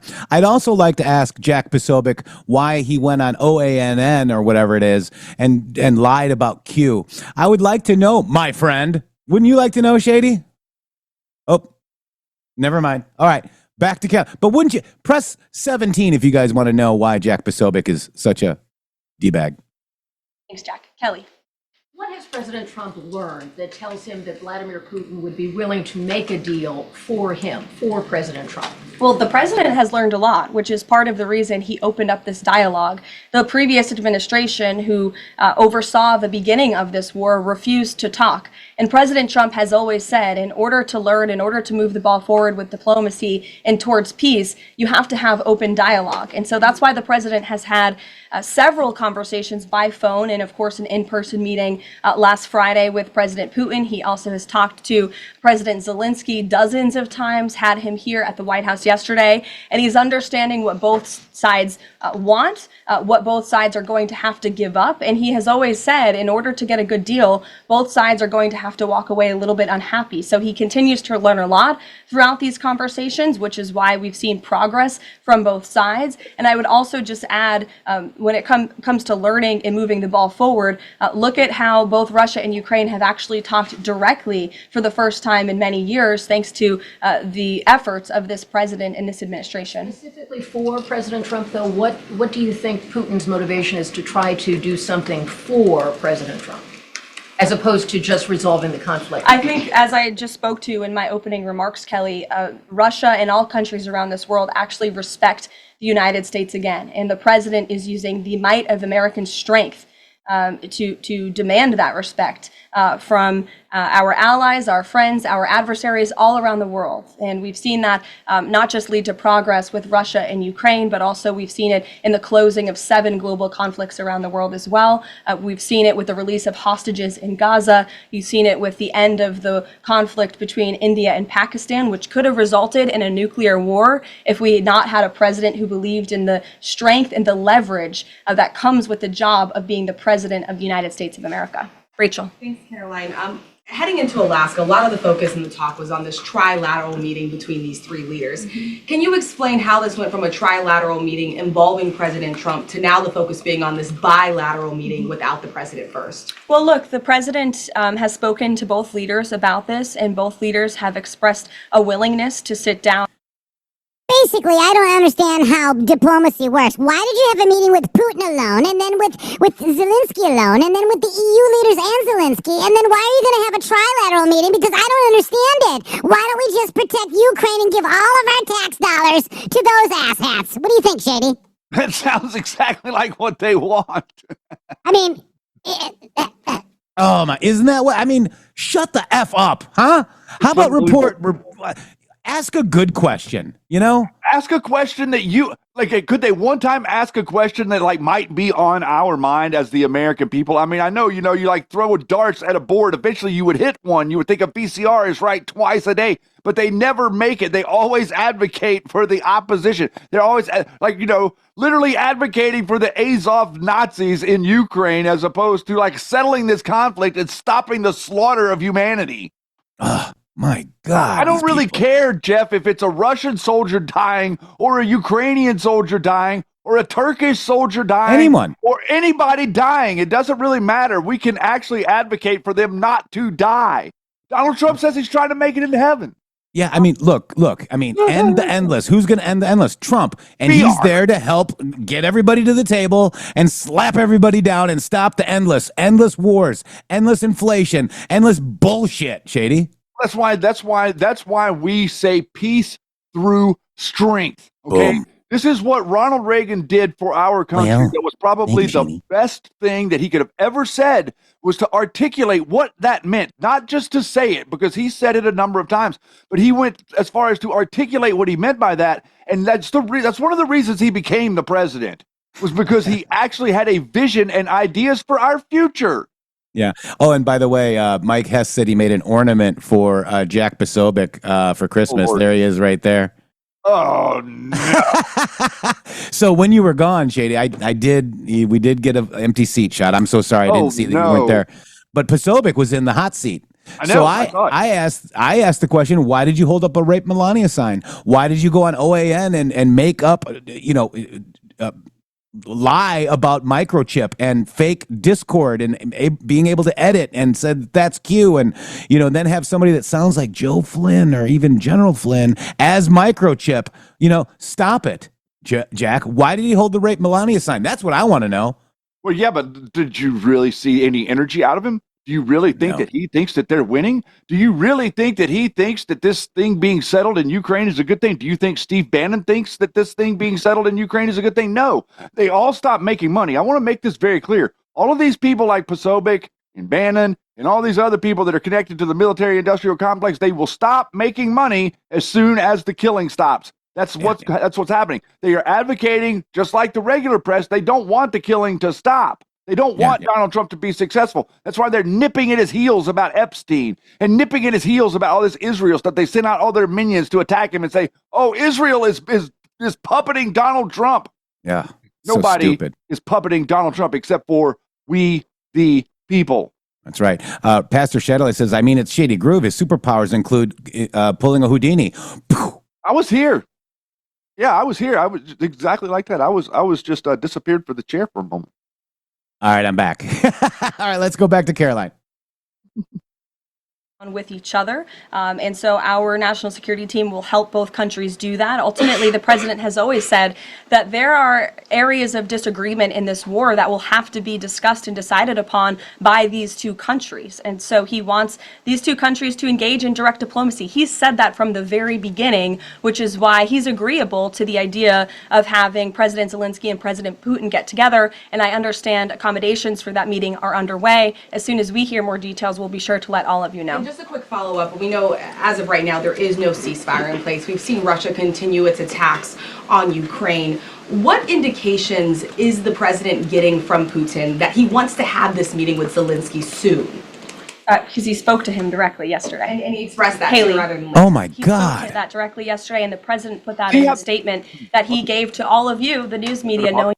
Yeah, but that right there is so, oh my God, it's so good. Like what they're doing right now. I understand that we're annoyed. It's frustrating, yeah. Yes, I get it. But let's take it another step. Let's pay a little extra attention to that, and let's just see what it is that they're doing. Exactly what can they not understand? Remember, we understand that these people are intentionally misunderstanding. So the press is intentionally misunderstanding. They misunderstand on purpose, ask a question like they're a dumb person that doesn't know any better. That's their whole game. That's their whole trick. Not just the mainstream press does that, but the people like Tucker Carlson and Alex Jones and Jack Posobiec and all these other people, they do the exact same thing. So what we're really witnessing here is a synchronicity unlike anything that we've ever seen before, because at no point in time have people been able to see. I really, honestly, at this point, Jeff, this is where I'm at. I think that the people that don't like Trump are the people that don't realize that there's a uniparty. There's a group of people out there, human beings, that don't realize that there's a uniparty. They think that it's Democrats versus the Republicans, and they're on the Democrat side. And there's people out there that think that there's no such thing as a uniparty, and they're on the Republican side. If those two different sects of people would finally wake up and realize that there was a uniparty, then these people, like you're hearing ask questions right there, on either side, wouldn't have an opportunity to speak to you or ask questions of anyone, because everybody would realize that they're silly and ridiculous. Bring in the clowns. It's the clown show, and it's funny that they're all agreeing. You know, we can kind of see them all sync up on this Palestinian thing. Like, you know, they're all like Tucker Carlson and Marjorie Taylor Greene. They literally agree with the numbnuts protesting at Columbia and Harvard. It's messed up. It's messed up, man. All right, let's get back to Caroline Levitt, because she's amazing, Shady Grove. We had to give some banter. I like when her lips move. She's talking sense. She talks a lot of sense, man. Oh my God. And I love the way she handles these people. To be God so bless you. young and to have such a good head on her shoulders. 27 years old, Shady. Can't believe that, really. I mean, It's like, it gives me hope for the future of America. It does. Here we go. You'd be asking following that conversation in the effort of transparency. Haley. Hey, thanks, Caroline. You made clear no U.S. boots on the ground. Is the president considering U.S. boots in the air as a form of a security guarantee? Look, that was something the president mentioned on his interview this morning. It is an option and a possibility. I won't certainly rule out anything as far as military options that the president has at his disposal. I'll let him do that. I can tell you he's definitively ruled out boots on the ground. Sure. Thanks, Caroline. Just about the possible venue for the talks. Can you confirm that Putin suggested Moscow as a venue for the bilateral talks? And if so, doesn't that indicate that Putin is perhaps not serious about this, that he's suggesting a venue that there's no way that Zelenskyy is going to go to? Look, I'm not going to litigate the private conversations between the president and President Putin, aside from what the president himself has already spoken on. But I can tell you there are many options that are being discussed by our national security team right now with both parties. Can you give us an indication of where? I just told you we'll provide you details as soon as we can. Thank you for trying, though. Libby. Thank you, Caroline. I wanted to ask about the National Guard troops. How is the White House coordinating with how they're being placed in D.C., what areas? And then also, how long should people here in the district anticipate the National Guard to be on the ground patrolling the streets? I don't have a timeline for you, Libby, but we will keep you posted on that. I think the president, as you know, and this administration, he came to this briefing room with members of his cabinet to lay out the rationale and the reasoning for federalizing the National Guard here in Washington, D.C., and for our work with the Metropolitan Police Department to make our district safer. We've seen violent crime has taken the lives of far too many residents here in our nation's capital, and the president wants to make it safe again. And as for the coordination efforts, this interagency team is meeting and talking daily. In fact, there's a meeting taking place right now in the West Wing with members of the interagency task force to continue to discuss not just the National Guard deployment, but also how we can continue to remove public safety threats off of the streets of Washington, which, as the numbers I just showed you prove, they are doing every single night. I will just reiterate, 465 total arrests and counting since the start of this operation. I believe 11 or 12 days ago, I'll have to check the calendar, but those are pretty remarkable results. If not for this task force and their high level of coordination and the leadership of this president, there would have been 465 more violent criminals on the streets of this capital that you all live in every day. So I think we should all be very grateful for that. Stephen. Thank you, Caroline. 3 questions about the D.C. crackdown. Sure. First, I was wondering if you could clarify something President Trump said. He mentioned getting rid of the slums where criminals live. Was he talking about tents or permanent residential buildings? And then the mayor has expressed an interest in clarifying how much of a focus illegal immigration enforcement is as part of this crackdown. Can you say anything about that? Sure. And third, any preview on the beautification? 3 questions. I'll try to answer all 3 of them pointedly for you. First, when it comes to what you said, and the president said, the slums of Washington, D.C., he's referring to the most dangerous communities, neighborhoods, and streets in this city where, unfortunately, violence has ravaged these communities and taken the lives of, again, far too many law-abiding D.C. residents. We know on July 5th of this year, just more than a month ago, a 3-year-old beautiful young girl was shot and killed in her car with her family in one of these communities, which is why there has been a surge, despite what many of you have been falsely reporting. And I believe it was the Washington Post who put out a map claiming it to be fact-based when it was just based on, I don't know, accounts that they've heard on the street, not actual statistics and data. So we went and reconfigured the numbers, and as I said, nearly half of all the non-illegal alien-related arrests have occurred in wards 7 and 8 in the District of Columbia, where we know, excuse me, there's the highest rate of crime. So we'll continue to do that. And what was your second question, Stephen? Legal immigration, how much of a focus that is? Yeah, look, I mean, the focus is to make D.C. safe and beautiful and to remove public safety threats and violent criminals from our streets.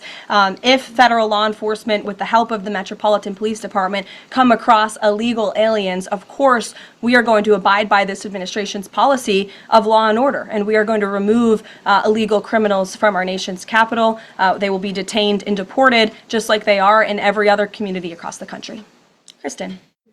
First question is, whose idea was it to change the next steps from a trilateral to a bilateral meeting? It was an idea that evolved in the course of the president's conversations with both President Putin, President Zelenskyy, and the European leaders yesterday. And as you saw, Kristen, with all of those European leaders leaving the White House, including the NATO Secretary General, they all agreed that this is a great first step. And it's a good thing that these 2 leaders are going to be sitting down together, and the president expects that to happen. And how long is Trump willing to wait and operate in good faith for Putin to actually arrange a meeting before he intervenes? Look, the president has put tremendous public pressure to bring this war to a close. He's taken actions, as you've seen, sanctions on India and other actions as well. He's made himself very clear that he wants to see this war end, and he has scoffed at the ideas of others that have been raised that we should wait another month before any meeting takes place. The president wants to move, and he wants to bring this war to an end as quickly as possible. Just a clarification on something you said earlier about Putin agreeing to the meeting. The Kremlin seemed to indicate that Putin did not firmly agree to a bilateral. Did he agree to have a sit down with just Zelenskyy on the phone? I can assure you that the United States government and the Trump administration is working with both Russia and Ukraine to make that bilateral happen as we speak. Sean. If the point is to get everybody on the same page, why wouldn't Trump just take the call from Putin while the other leaders were in the room? He said it would be disrespectful to do that. But why is it disrespectful? With all due respect, only a reporter from the New York Times would ask a question like that, Sean. The president met with all of these European leaders at the White House 48 hours after sitting down with President Putin on American soil. In fact, there was so much progress in the readout that was given to these European leaders immediately following his meeting with President Putin that every single one of them got on a plane 48 hours later and flew to the United States of America. And if I could just read for all of you some of the statements from those European leaders yesterday, you had President Zelenskyy himself saying it was a very good conversation. It was really good. We spoke about very sensitive points. The Secretary General, Mark Rutte, it was the president, only because of the president, that this deadlock was broken, but with President Putin by starting a dialogue. So these leaders, who this war is in their backyard, are very grateful that the president took that call and that he was there to provide them with a readout of Russia's thinking on this, something that was not done by the previous administration at all. Catherine. Thank you. Is the White House looking at Budapest as a possible location? I'm not going to confirm or deny locations. We'll provide you with details as soon as we can. On Kristen's question, I understand that the White House is working and allies are working to make this meeting happen, but did Putin promise to do a meeting with Zelenskyy, a direct meeting, in the coming weeks? He has, and I just answered that question for you. Franco. Thanks. I just want to clarify. So you are saying that President Trump is considering U.S. pilots and U.S. aircraft potentially supporting European or Ukrainian forces. Listen to this. What is wrong with these people? When he called into Fox and Friends, and I would defer you to his answer. You can read it directly yourself. In addition, can I ask, no boots on the ground, Steve Witkoff's talking about Article 5 like security guarantees. Can you talk about what other Article 5-like security guarantees that are being considered if it's not boots on the ground? These are very sensitive diplomatic discussions that are currently taking place literally as we speak. So I will leave it to the national security team, and I'll leave it to the president to have those private discussions with these leaders as we try to bring this war to an end. Mary Margaret, go ahead. Thanks, Caroline. Two questions, if that's okay. So on these meetings, I know you said that the trilateral will take place if necessary. Do you think that we might not need the trilateral and that Zelenskyy and Putin might come to this conclusion on their own?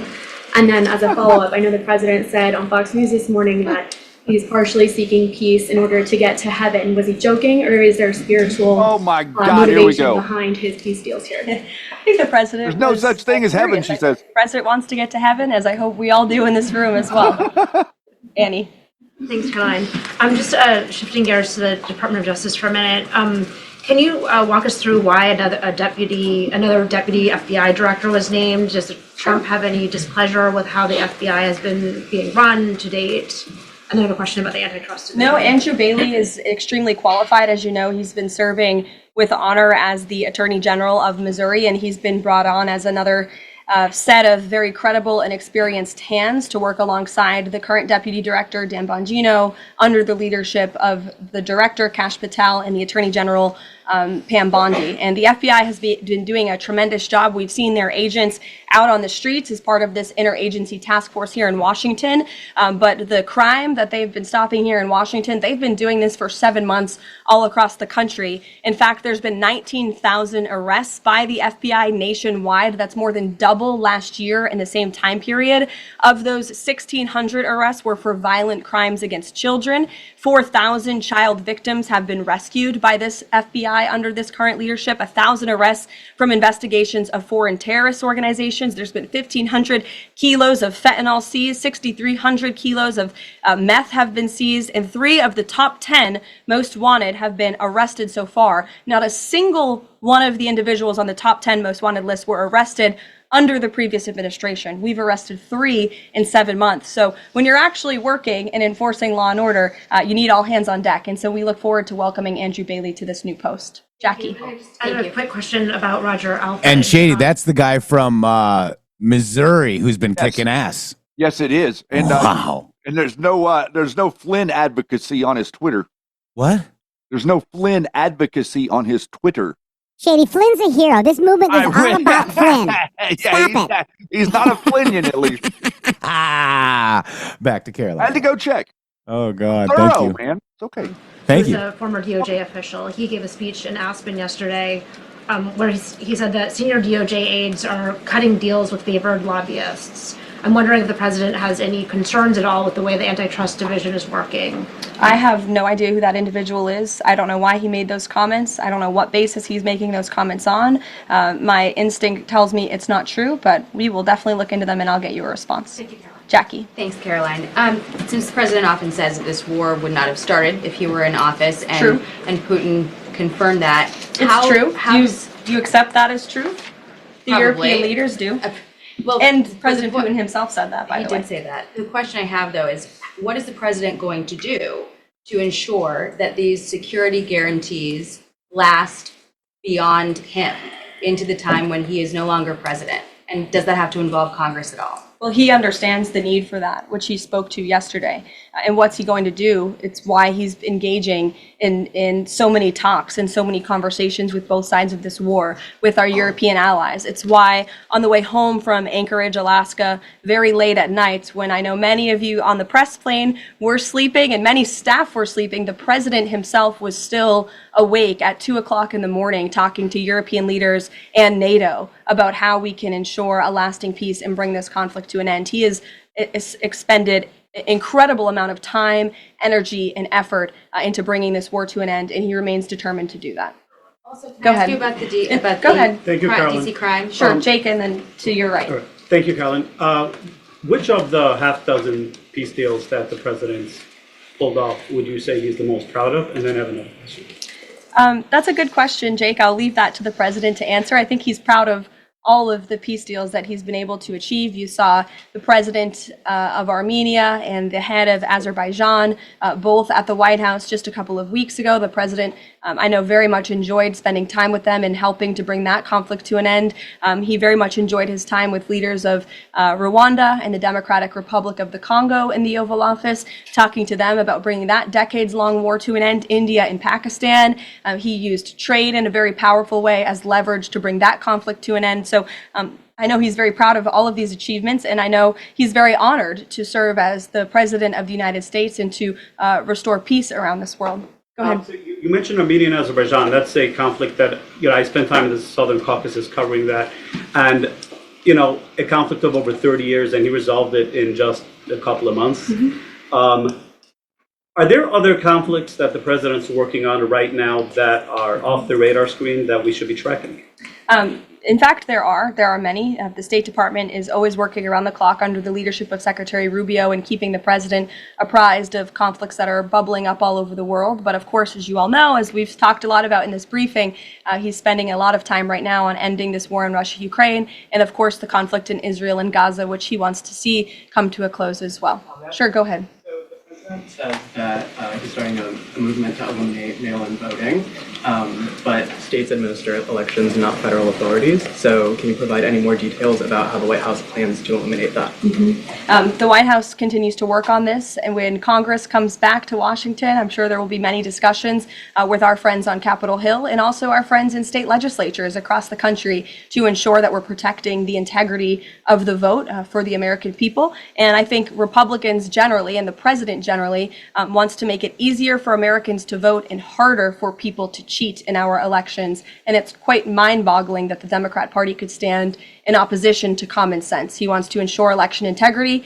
There were great efforts that were made in 2024. I won't get ahead of myself for Hatch Act reasons to get ahead for the next election, but I can assure you this is a priority for the president. Go ahead. If I could just follow up on your comments about Gaza. Sure. There was a ceasefire proposal put forward by both Qatar and Egypt. Hamas accepted it on Monday. Israel has yet to officially weigh in. I'm wondering if the U.S. was at all involved in it, if it's supportive of it, and whether or not the president believes Israel should accept it. I don't think it's a coincidence that Hamas accepted this proposal after the President of the United States posted a very strong statement about this conflict on Truth Social yesterday. I would refer you back to that statement. As for this proposal that Hamas has now accepted, the United States continues to discuss it, and I'll let the president weigh in on it definitively. You're welcome. Sure. Describe the president's perspective on taking a stake in Intel in exchange for federal grants, and is this are we expecting to see the White House make similar arrangements with other semiconductor companies and manufacturing companies? Well, the president, he's been very clear about the need to reshore manufacturing that's critical to our national and economic security. That is especially in regards to chips and semiconductors, which is why the president has initiated the Commerce Department to conduct a study on semiconductors, a Section 232 investigation, so we can ultimately implement tariffs. And it's why our export license requirements remain in place as well. As for this 10% government stake deal, the Department of Commerce continues to work on it. I know Secretary Lutnick is working on it and ironing out the details, but the president wants to put America's needs first, both from a national security and economic perspective. And it's a creative idea that has never been done before to ensure that we're both reshoring these critical supply chains while also gaining something of it for the American taxpayer. You're welcome. Emily. Thanks, Caroline. I wanted to ask about the 3 U.S. warships that are being sent to Venezuela, and there's 4,000 Marines on board. Are you looking at possibility of boots on the ground there? What I will say with respect to Venezuela, President Trump has been very clear and consistent. He's prepared to use every element of American power to stop drugs from flooding into our country and to bring those responsible to justice. The Maduro regime is not the legitimate government of Venezuela. It is a narco-terror cartel. In Maduro, it is the view of this administration, is not a legitimate president. He is a fugitive head of this cartel who has been indicted in the United States for trafficking drugs into the country. And with that, I will leave you all, and we will see you later, if not tomorrow. And I look forward to taking more of your questions. Yes! Action-packed show. Wow. Holy moly. Now you're up to date. Holy moly. We are totally up to date. If you want to get your friends and family up to date, get over there and share this show over to them. Make sure you like the show as well, Shady. We got to hit. What do you call them? Rumbles or something like hit that? the rumble button, the thumbs up thing down there. They call it a rumble. It's a like, it's a thumbs up, it's a yes. That's it. And Shady, we got one more, Shady Grove. Right, let's another do it. one. Let's get Another outta one here. popped up because we got to get out of here, and we love you guys. And we are sponsored by Westwood One. This countdown is over. The rivalries are real. The road to the championship begins on August 23rd. Don't forget, Westwood One Sports brings you every electrifying moment of the NCAA football. From the first snap to the final whistle, top teams, big plays, unforgettable Saturdays. Don't miss a second of the action. Listen to the NCAA football on rumble.com, the Westwood One Sports app, via Westwood One station streams, or by asking Alexa to open Westwood One Sports. If it's sports, it's Westwood One, guys. Boom. Thank you, everybody, so much for joining us in this experiment in broadcasting. What we are doing here is outside of the box, outside of the normal. We are not here to generate clicks. We are here to generate an army of people that have the fortitude and the will and the way to stand up for what it means to be America and show the world the example of leadership, the example of peace through strength, the example of by the book. I don't want just everybody rounded up and swatted in the middle of the night. I want grand juries impaneled and let them see the evidence. And then I'm going to trust in my fellow Americans to come to the right conclusion. And then whenever they do, indicted or not, I'm going to believe in them and move forward with my life. Thank you guys so much for joining us here on this wonderful Tuesday. We are here in the middle of the summer. 9 months, Jeff, since we elected him. I'm getting what I paid for. So you mean President Trump is working for we the people, which means that we are puppeting him, right? Doesn't that make sense? That's exactly what I said, but people can twist things like pretzels up and round in here and here. Not the military. Our movement is a movement for the people, to bring the government back to the people. We're going to do the heavy lifting. Not Israel, not the military, not anybody else. You. God bless you all. And let's pray for peace, guys. Let's get this done. Let's get this done. God bless Donald J. Trump. God bless everybody at the MG Show. Yeti, God bless you. Shady, God bless you, my friend. Thank you, sir. God bless you, too.